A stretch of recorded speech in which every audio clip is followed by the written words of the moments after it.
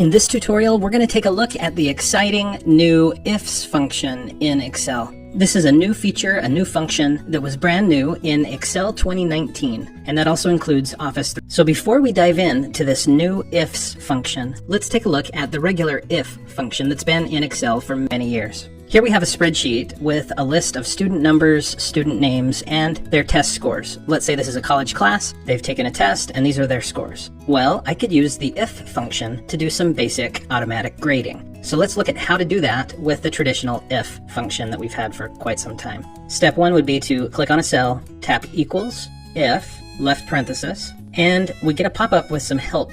It says if logical test, value if true, comma, value if false. So I need a logical test. Let's say if D2 is greater than 59, then, and I'll put a comma to represent then. If you look at the help text that we're getting here, it says now value if true. So here I'm supposed to put what is displayed if D2 is indeed greater than 59. Well, I want it to print on the screen the word pass. The quotes signify print on the screen, okay? Now I put a comma, and here, this is like saying if not. So let's back up. If D2 is greater than 59, then print pass. If not, then print fail. And then I'll put in the parenthesis and tap enter on the keyboard. And notice what it does. Excel tests to see if D2 is greater than 59. If it is, pass. And that's what happened. Pass. So now I can just use the autofill handle by clicking on E2 where my formula is, and going to the autofill handle, I can click and hold and drag down for the entire list of students, and we can calculate whether they passed or failed. Now there's an even faster way to do that. I could just double click on the autofill handle, and that will automatically deploy it all the way down the column. So this is great, right? Well, yes, it is, but what if I want to do more than pass-fail? What if I want to say if it's greater than 92, then it's an A? Well, I could go in and say equals if, left parenthesis, D2 is greater than 92, then print A. And I don't have to put an if not or if false. I don't have to. I could just stop it there. Or I could continue and say if it's not greater than 92, then what would I say? Pass or fail or B or C? I need more here. I need to be able to create a formula that calculates more than just whether one statement is true. You can see the results I'm getting here. They're all either false or A. That's all that it's capable of doing. So traditionally, the solution to this problem was to create a formula with what's called a nested if. But nested ifs can be pretty confusing and pretty hard at first. And so in Excel 2019, and also if you have Office 365, now we have a new solution. We have a new function called ifs. And it really does solve this issue that I just explained to you. I'll just click and drag down and erase the results that were generated with the formula that I created. So back up to the top here. Let's do a similar thing, but use ifs. So I clicked on cell E2, equals, ifs, left parenthesis, and you can see, again, I get some help text. It wants a logical test, and then comma, value if true, comma, etc. So let's take a look at how this could work. First, I'll start by clicking on D2, just like I did before. So ifs D2 is greater than 92, then print A. And then I'll put another comma. What if it's not greater than 92? If it's not, then maybe this next logical test is true. Maybe D2 is greater than 89. And then comma, if that's the case, then I want to print A minus. Let me scoot over a little bit so you can see this a little better. What if that's not true? Well, then maybe D2 is greater than 84. And if it is, then print B plus. I put the close quote. Well, what if that's not true? What if none of these are true? Then, comma, let's see if D2 is greater than 79, comma, if it is, then print B. So hopefully you're seeing the pattern here. I'm creating a series of tests. If the first test is true, then the logic stops there. Excel will just put an A in cell E2. But if that test comes up false, then it will look for the next test and see if the results of this test are true. If they are, A minus. And so it just keeps looking for something that is true. Give me a minute to finish this pattern and then I'll resume the video.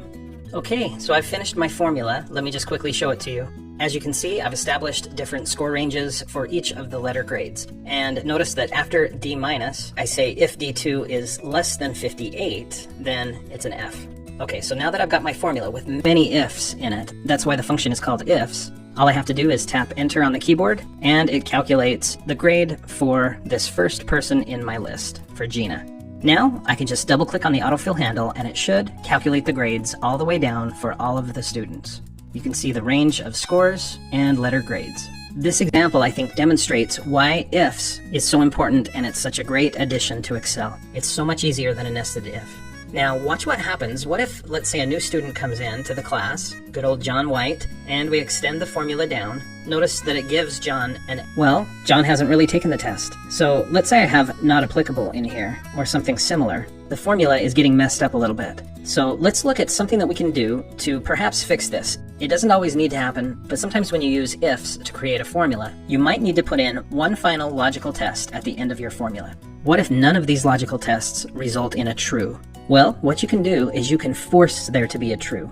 To do that, just put another comma in, type the word true, put a comma, and then in quotes what you want to have appear if none of these other logical tests are true. So I'm forcing this to be true as a last resort. And what I'll put is test not taken. I'll put that in quotes, tap enter on the keyboard, and let's autofill that down. But notice it still didn't quite work.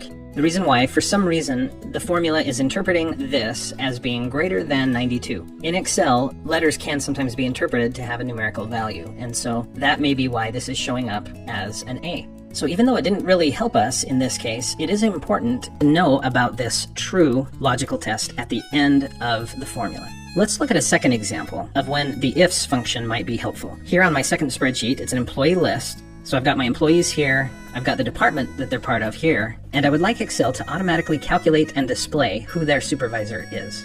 Yes, I can do this manually, but in the future, new employees will be added, I'll put in their department, and the supervisor will be automatically calculated and printed on the screen. So how to do that? Well, just like before, I'll start by typing equals, ifs, left parenthesis, B2 is equal to custodial. Now because I'm dealing with a word here, I'm dealing with text, not a number, I have to put it in quotes, and it's easy to forget that, but you've got to do it. So ifs B2 is equal to custodial, in quotes, then print Tiffany as the supervisor.